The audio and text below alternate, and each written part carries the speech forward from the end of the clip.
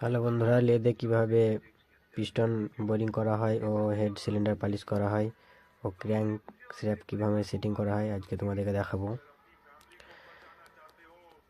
এটা হচ্ছে piston cylinder boring করা মেশিন। এটা সোনু মিস্ত্রি।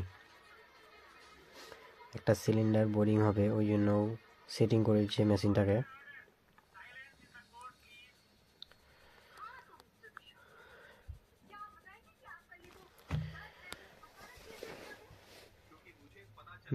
এই মেশিনটাতে যে কোনো বাইকের সিলিন্ডার ওভার সাইজ করা হয়।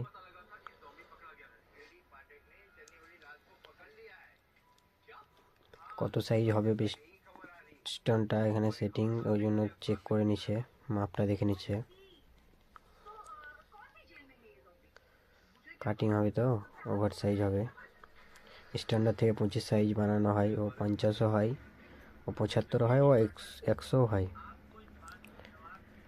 এটা আমি যেটা নিয়ে গেছি এটা 25 সাইজ হবে, স্ট্যান্ডার্ড ছিল, সিডি ডিলাক্স বাইকের।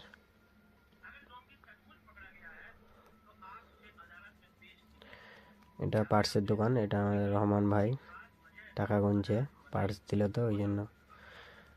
এটা সকার রিপেয়ারিং মিস্ত্রি গান্ধী দা। আমাকে কিছু বলছে, ও ভিডিও করছি তো ওই জন্য হাসছে।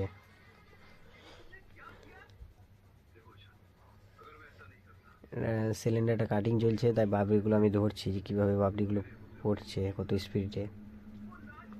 এই মেশিনটা প্রচণ্ড স্পিড, 2 মিনিটে একটা সিলিন্ডার হয়ে যাবে। আর অন্য মেশিন দেখেছি আমি, হয়তো 5 মিনিট কিংবা 10 মিনিট টাইম লাগে। এটা ক্র্যাঙ্ক শ্যাফট টাল মারছে, ক্র্যাঙ্ক রড ও বিয়ারিং সেটিং হয়েছে, ওই জন্য টালটা মেরে নিচ্ছে, নাহলে টাল না মারলে বাইকে সেটিং হয়ে যাবে কিন্তু আপ ডাউন করবে, পিস্টন বসবে না, মার্কিং হয়ে যাবে আবার টাল না মারলে। বডি চেম্বার ফেটে যাবে।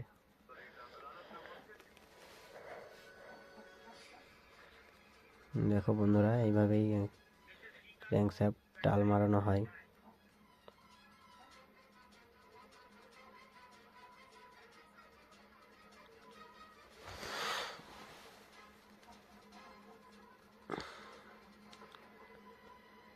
Crankshaft complete.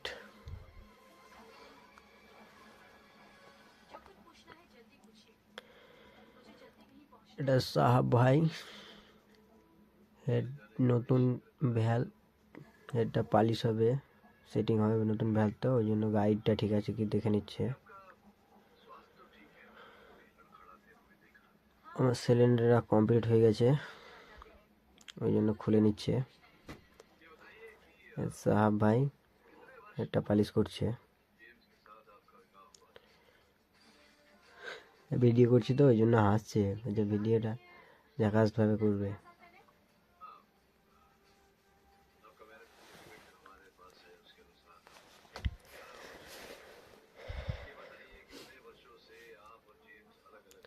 গ্রাইন্ডিং পেস্ট লাগিয়ে নিল, নিয়ে ঘষছে। চলো বন্ধুরা, ভিডিওটা এই পর্যন্ত, আবার পরে নেক্সট ভিডিওতে দেখা হবে।